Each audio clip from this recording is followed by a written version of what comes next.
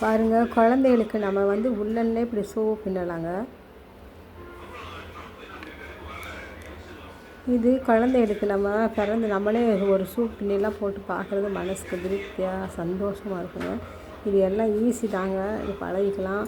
முதல்ல உள்ளன் நூல் வாங்கி வந்து இப்படி நம்ம சங்கிலியெல்லாம் போட்டு பழகணுங்க. சங்கிலி போட்டு பழகியாச்சுன்னா இந்த ஷூ பின்னுறதுலாம் ஈஸிங்க. பிள்ளைகளுக்கு வந்து இப்படி நம்ம ஃபுல்லாகவும் பின்னிக்கலாம். வீட்டிலே பிள்ளைகளுக்கு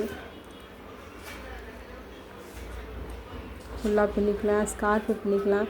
இன்றைக்கி பாருங்கள், கொஞ்சம் பெரிய பிள்ளைகளுக்கு ஷூ வந்து 1 வயசு பையங்களுக்கெல்லாம் அந்த ஷூ பின்னிக்கலாங்க, கொஞ்சம் பெரிய சைஸாக.